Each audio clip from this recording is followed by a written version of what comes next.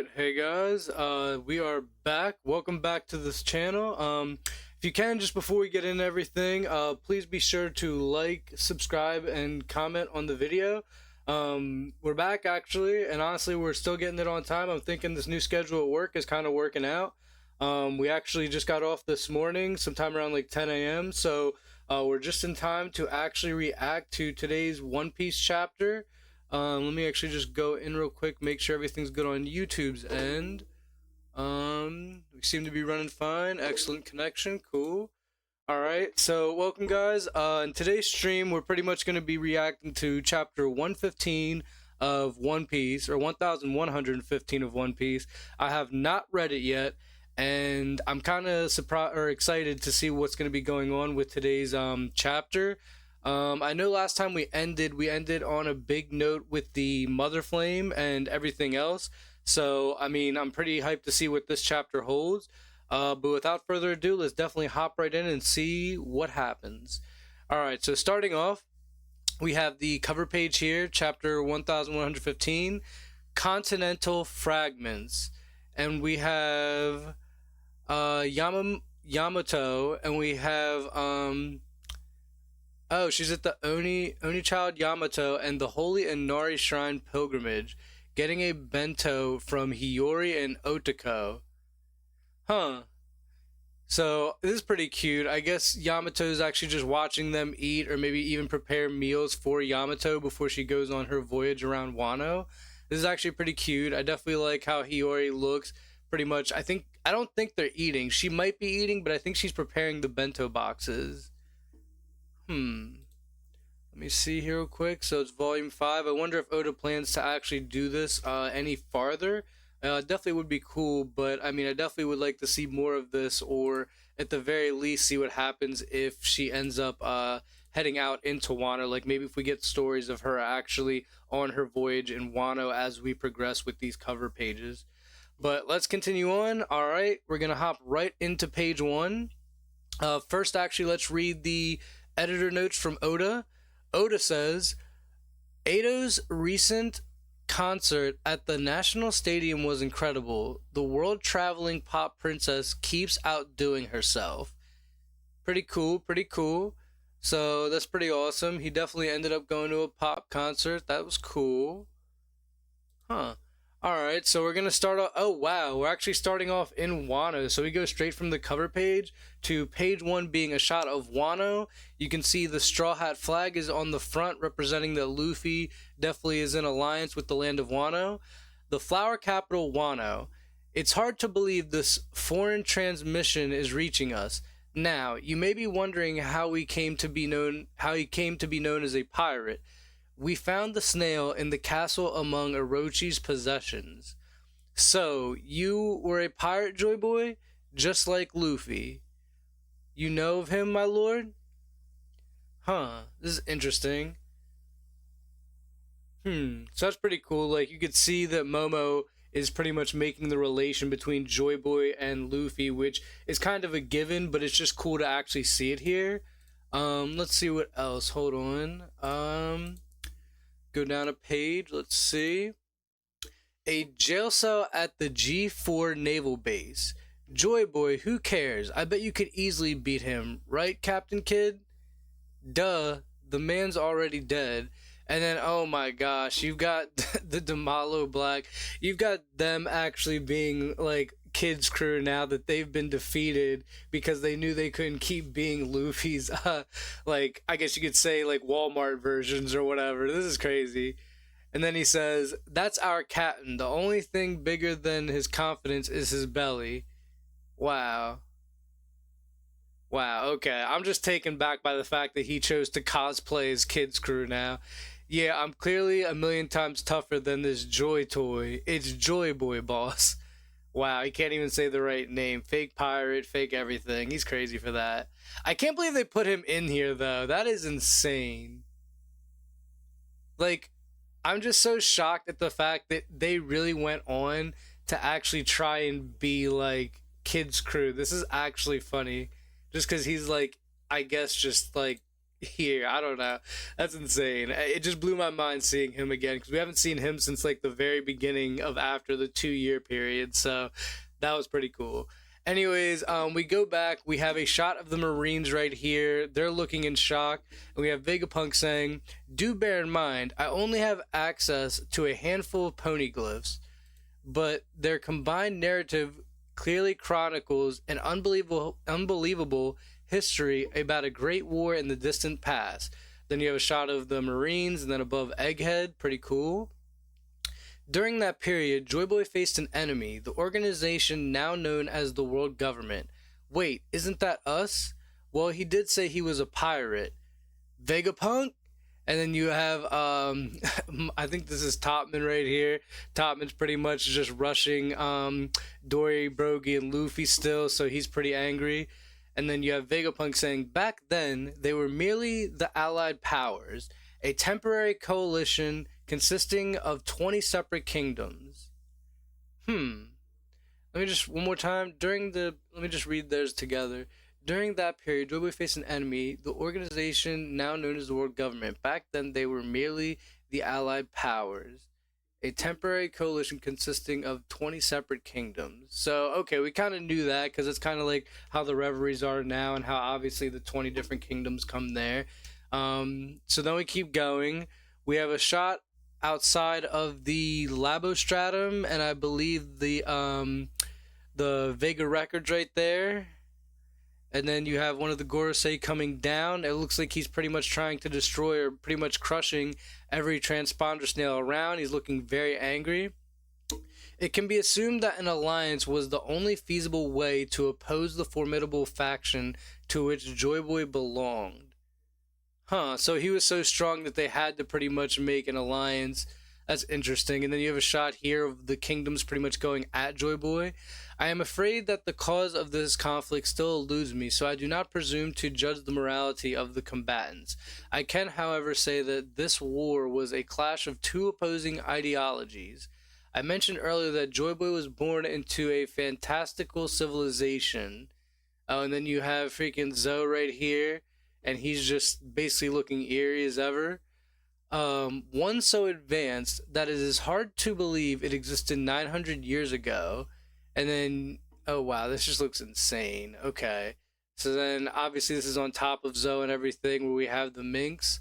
They're all looking surprised. The weapons that existed during the century long struggle are far beyond our modern science. That's amazing, says the Minx.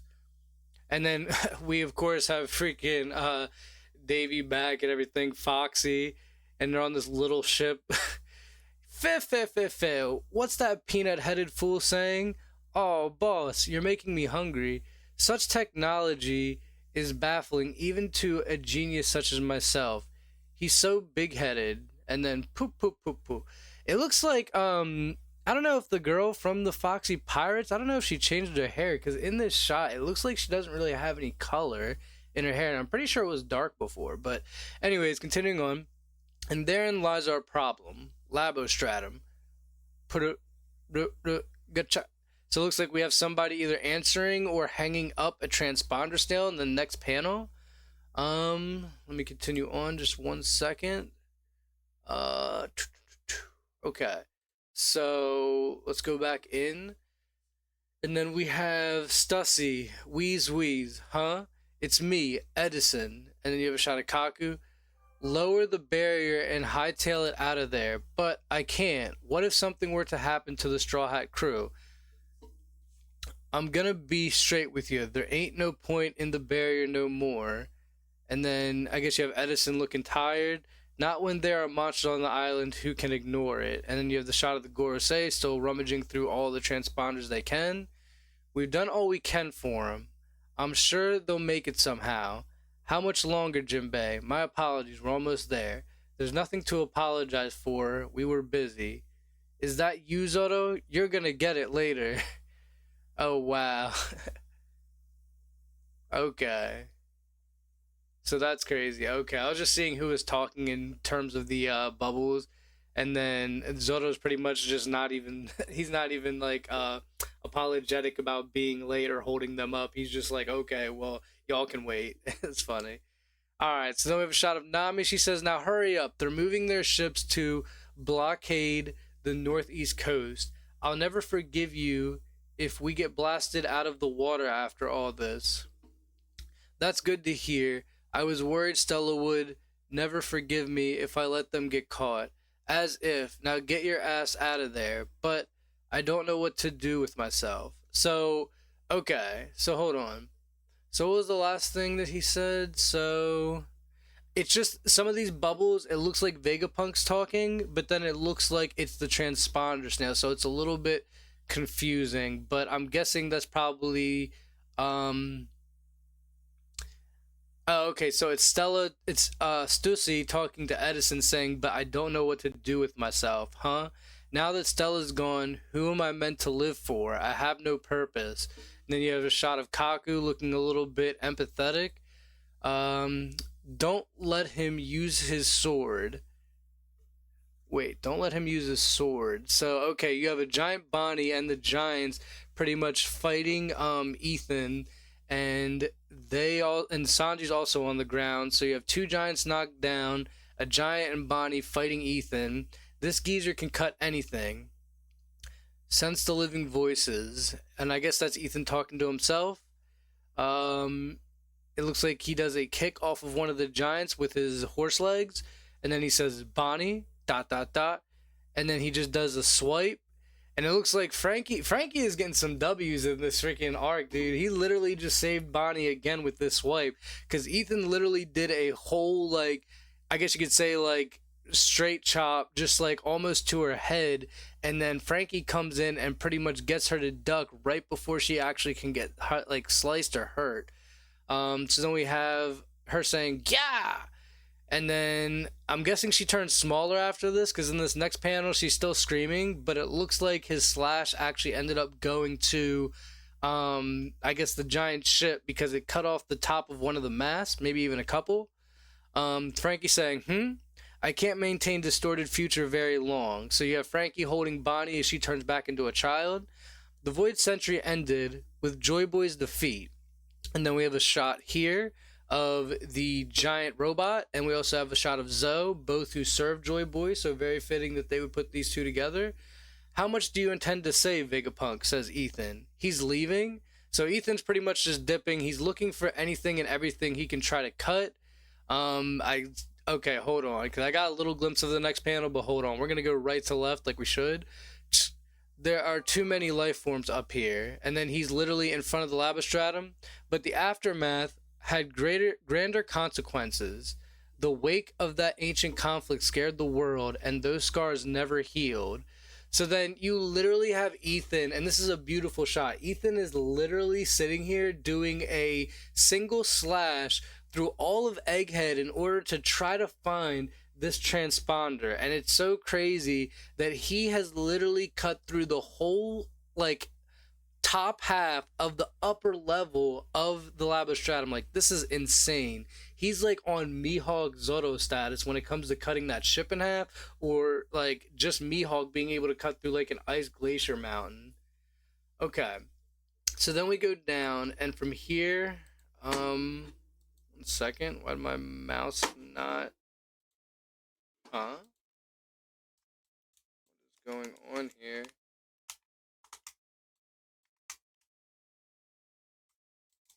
Literally, why did my mouse die?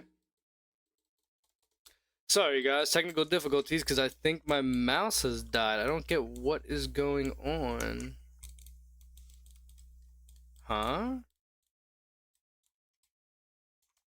Alright. Well, this is very interesting, because yes, our mouse has died, so I guess we are using the keyboard here.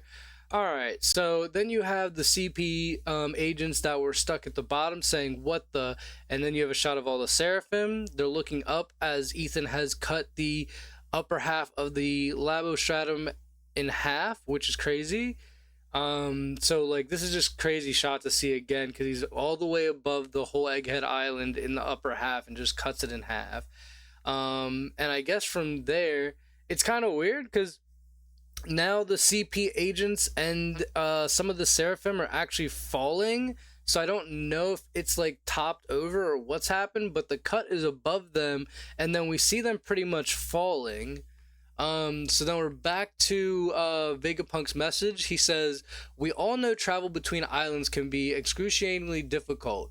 The seas one must traverse are so vast and perilous, most people are content to live and die at their place of birth, never experiencing any culture other than their own. Isn't that a bit obvious? Yeah, everyone knows the seas are dangerous. That is common knowledge to us now, but it wasn't like that 1,000 years ago." And then you have a shot of Zoro's village with the children pretty much training in their samurai kendo kind of techniques.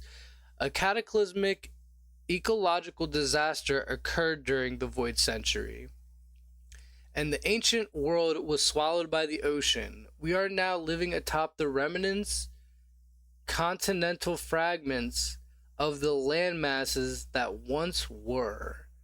So that's crazy. So okay, it really was like that back then, where pretty much there really was a past island. Sorry guys, I'm trying to make sure that this USB. I don't understand what happened. I'm I'm guessing the mouse just died because I mean like that's interesting. So okay, so basically it needs a little bit of a charge. Um, 1 second, everybody. I'm pretty sure. I think I figured it out. I think the mouse has to charge, and then it pretty much reacts off of how much battery it has, then connects to the USB. So okay. I think we're back in action. Yes, we are. All right. So, anyways, let's continue on. So yes, the land was once a whole continent. It wasn't just about like, the ocean covering the world and there was a little bit. It was literally like every single part of the world was connected and the ocean was probably barely there. So then we cut down and we have the Revolutionary Army saying, "Say what? The world of a millennia ago sleeps unseen at the bottom of the ocean." Okay, and then continuing on, he says, "I know it's hard to believe on my word alone, but there really were multiple vast continents back then." And then everybody on Nami's island's looking shocked. "This is insane. Hey, Nojiko, where do you think you're going? The whole world is at stake. Fill me in later. I gotta check on the tangerine orchard. Nojiko." So, like, it's kind of crazy because I don't know if that's like a relevant thing or she's just doing it because maybe that's just how she is, but like, she's worried about the tangerine orchard even now while everything's going on. Okay. So, or maybe that somehow relates to what he's saying. I don't know how it would exactly, but maybe. Um, This change in the world helps explain how a century of history could be censored, a feat that seems nigh impossible, but it makes sense when you consider the undeniable conclusion all the data points to. Within a mere century, the average sea level rose by a staggering 200 meters. What? You're kidding. 200? So, okay, wow. Within the mere century, the average sea level rose by a staggering 200 meters. That's actually insane. A warship's only 60 meters tall. No wonder the old world disappeared. Hey, stop listening to this crap. We have work to do. The Seraphim and all those imprisoned Cypherpole agents were spotted falling out of the lab building. We've got to rescue them. And then you go back to the island where, I believe it's... Well, actually, this might be the same island, but I'm pretty sure it's the island where, Luffy and Bellamy fought. It says they're laughing in the bar and they're saying, "Did you hear that? His tails keep getting taller. The old farts lost his marbles. What a joke." Then you've got Sakura Kingdom, Chopper's hometown. Is that really possible? And then she's laughing. She's saying, "Even now, the world still finds a way to keep things interesting."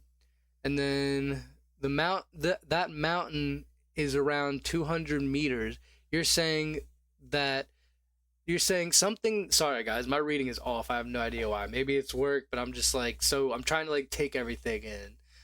You're saying something that tall would be submerged. That's awful. How many people died? And then you've got a shot of Miss I think it was Miss Tuesday, I think. The one that did the artwork and painted on Luffy and them when they first met Dorian Brogy. But anyways, we go down and it says that begs the question: how and why did such a flood occur? Naturally, your first inclination might be to assume it was some kind of natural disaster. However, I can say for certain that it was no such thing. It was a man-made calamity.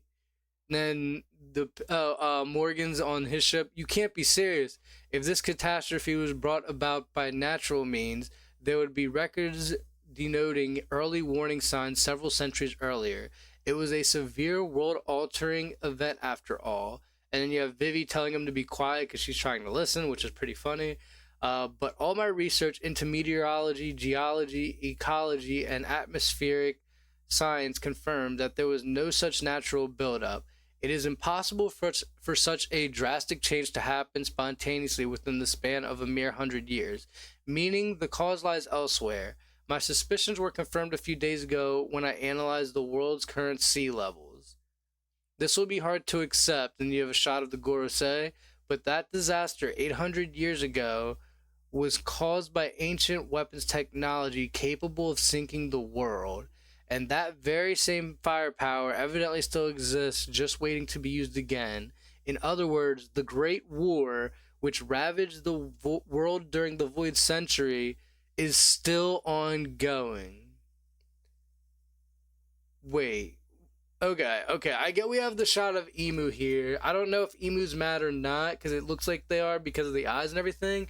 But let me just read this last part and get some context. And that very same firepower evidently exists, just waiting to be used again. In other words, that great war which ravaged the world during the Void Century is still ongoing. The genius sheds light on a forgotten history. So, okay. That's the end of the chapter. No break. I think that's good that we don't get a break because, like, even though this is a very big information dump and the whole world's learning about it, I feel like this is things that we've kind of known based on speculation. So there's nothing too crazy that happened in this chapter besides us getting the information about the Void Century and how the world was originally sunken and then the sea levels rose, which we kind of put together from the Mother Flame being used on Lulucia, and then obviously the water level is rising, and he kind of already announced that the world was going to sink like a chapter or two ago. So this chapter, it's good because the lore's there and the world's like learning it, which is cool. I guess we have to have that build up, but I am glad that there's no break next week because I feel like we can expound upon this or there's something to be had after this. It was really cool seeing Ethan actually cut the labo phase stratum, however you say it, in half. I think that was cool in order to see his power. I think he'll definitely end up fighting Zoro, if not Mihawk or one of them too, in the near future.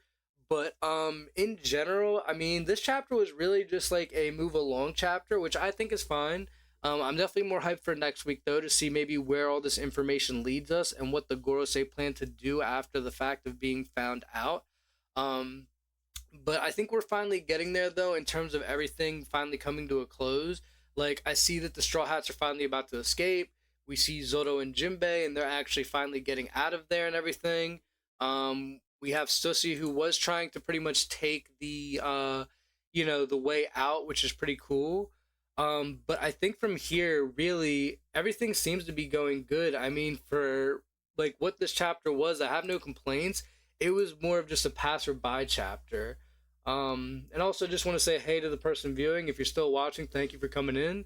If you can, please give the video a like or subscribe if you like. We do this every week and trying to get more like content out as we go. But anyways, with this chapter though, I mean, really, I liked it. I mean, I thought it was cool. I mean, going through everything again, it just seems like we're pretty much getting to the point where Emu's being found out on top of the world government. This could turn heads on the government in general. But I don't really feel that impact too hard because we kind of already had that happening, at least amongst the pirates, and them making wanted posters for the Marines. So like that was already kind of in the works. But it is a good chapter though. I mean, it's very passive but very cool at the same time. Um, we just didn't really get too much. I mean, in the beginning it was funny too because we had Damalo Black and everything, and he's in here. They're pretty much just impersonating Kids Crew, which is pretty cool. But yeah, I mean, like that was cool. Seeing Momo and everything, and Wano with Luffy's flag on it was pretty cool. Some people obviously doing the audio snails, some people doing the video. But in general, I think this was a pretty decent chapter. It was a nice chill chapter. Like things happened, but I feel like we really like kind of got everything at a very mellow level to maybe build up hype for the next chapter or the next couple chapters down the line. But we also again did learn that the world was pretty much not submerged, and I think people were actually like more together when there wasn't so much sea. So that's pretty cool.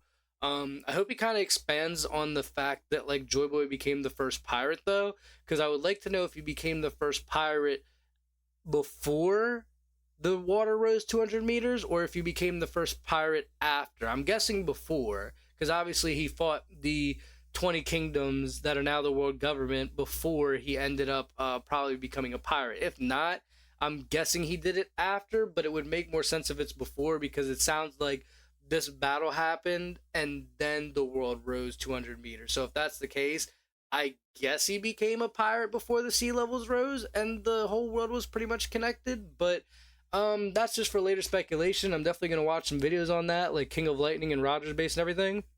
Maybe see if they can pick apart anything else in this chapter that I'm not. But in general, I mean, this was a really good chapter. I think we're also gonna land there because, guys, I mean, like that was pretty much it for me. I mean, I'm liking it. I'm definitely thinking it's cool. Share your thoughts in the comments below. We will definitely have. Well, I pointed over there down below. We'll definitely have more videos coming out. We'll definitely be here again next week. I do plan to get more videos out. I'm kind of just deciding on what. I mean, maybe theory videos, maybe even react to the anime. I don't know. But yeah, guys, this was awesome. Thank you guys for coming through. If you are watching this video, I definitely appreciate it. And just know we're still getting our feet off the ground here. And yeah, that's everything, guys. So without further ado, I just want to say thank you guys again for coming and have a good day. See ya.